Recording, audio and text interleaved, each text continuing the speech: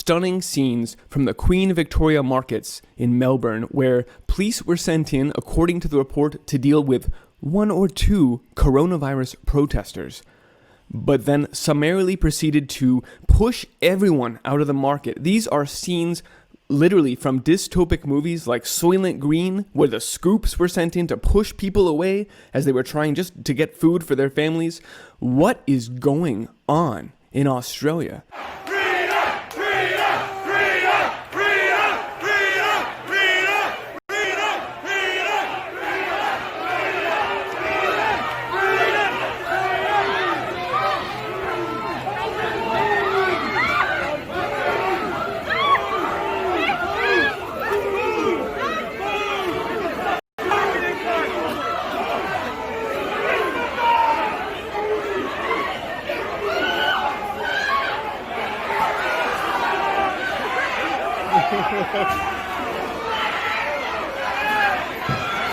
And this is not the only example. There are other farmers markets where police were sent in and patrolling, and people were pretty alarmed by this, not understanding why a police presence is suddenly required at a neighborhood farmers market. And there were no protesters there. Why are police suddenly being sent and using force at places where food is available in Australia? I would suggest that it has something to do with this report, and many like it.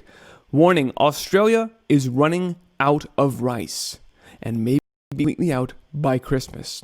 And furthermore, they're shutting down the beef industry right now at the same time. Australia is a bellwether for the rest of the world as we watch our crops devastated by the grand solar minimum and exacerbated by a destruction of our food supply in order to take total control. Let's talk about that. I'm Christian, and this is the Iceagefarmer broadcast. Australia is facing a rice shortage, with growing concerns the country could run out of local supplies before Christmas. Political reporter Olivia Leeming is in Canberra. What's triggered the crisis, Olivia? Well, now, the combination of factors, according to one of Australia's largest rice exporters. It's warned that while there'll still be imported rice products on our supermarket shelves by the end of the year, none of it will be Australian grown. The head of Sunrice says the drought and the way that water is allocated to farmers have led to one of the smallest rice crops this year in Australia's history. Earlier this year, the Prime Minister had to ring the President of Vietnam to ensure that Australia could still import rice from an Australian-owned factory over there after it banned rice exports to shore up local supplies. Yes, Australia running out of rice. We may be completely out by Christmas, and that's why the PM was on the phone with Vietnam earlier this year, making sure that even as they announced an export ban because they needed to make sure that Vietnam could feed their own people, so we're going to just stop exporting. Even though we're the number one producer in the world, we're just going to stop exporting. And this is what we've been expecting as the conditions get worse and worse, as food shortages become more acute. Countries just stop. They just renege on their agreements. They declare force majeure or just don't even do it. Whatever it is, they say, we're not going to export you our food anymore because we got to feed our own people. This is what the UN or the food chain reaction game call pesky protectionist nationalist policies in the face of a global crisis. But it's a natural thing. When we see Australia saying, we're totally out of rice, we have nothing, we're now going to depend on imports from Vietnam and from other places. Just like 2 years ago, when there was a drought in Germany, they slid from a net exporter of grains to a net importer. They now depend on the rest of the world to feed them. And more of the world is sliding into this state of dependency on international trade. This is not a sustainable situation. Now, we could have predicted this. In fact, we did talk about this. We could have predicted this problem with Australian rice due to the fact that the water allocations there have been so poorly managed. The government made a policy of putting priority to the most valuable crops, which meant that cotton got water instead of rice. And so this has been a situation building for years now. In last year, 2019, they had a very small rice crop due, again, because of the allocations. It is true that there are changing precipitative patterns due to the solar minimum. And then, again, it's this problem, reaction, famine, where the state intervenes and makes things worse. They're engineering food shortages right now. And so that's why this year, because of this terrible mismanagement of their water supplies, the rice farmers in Australia said, screw it.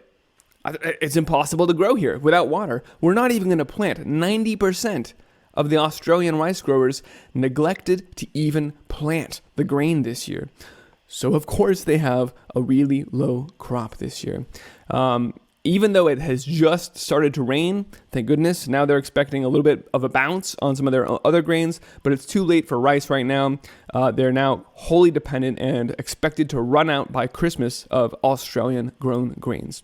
As I mentioned, they're also shutting down their beef production. This release from JBS this week about a permanent reduction in their workforce at their largest beef processing plant in Australia. Formerly, the plant ran 2 shifts and then shut down during the pandemic because of outbreaks. But now they've been slowly trying to spin back up. They were staggering shifts for a bit. At this point now, they've decided to permanently lay off 600 people.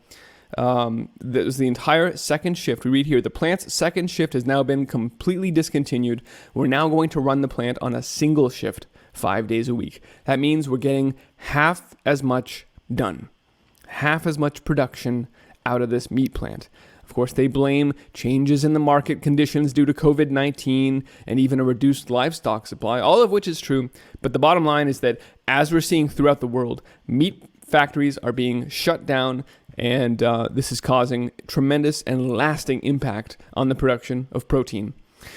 But that's all right, because more and more we're just seeing, as this new report from PBS says, we'll just turn our trash into food. This upcycled food will use the insect-based protein that the UN has been pushing for years, and this new upcycled food making trash into food, that's how we're going to feed you going forward, because it's not going to be vegetables and fruits at farmers' markets anymore. No, police are going to be there, and it is...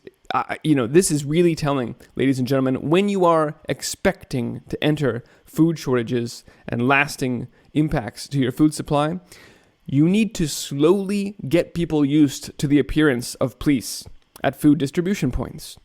And that's why they're appearing at farmers markets right now without reason. It's because the reason is in the future. This is setting the stage for what they know is coming. They are preparing.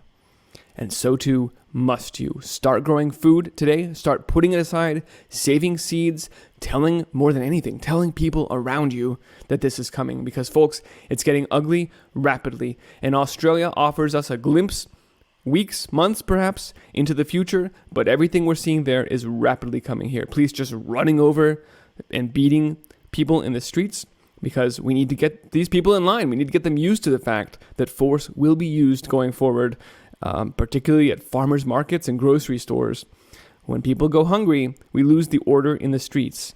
And for that, we need to brace with increased police presence. We're seeing that now. Ladies and gentlemen, you can find this report and all my reports on Iceagefarmer.com. If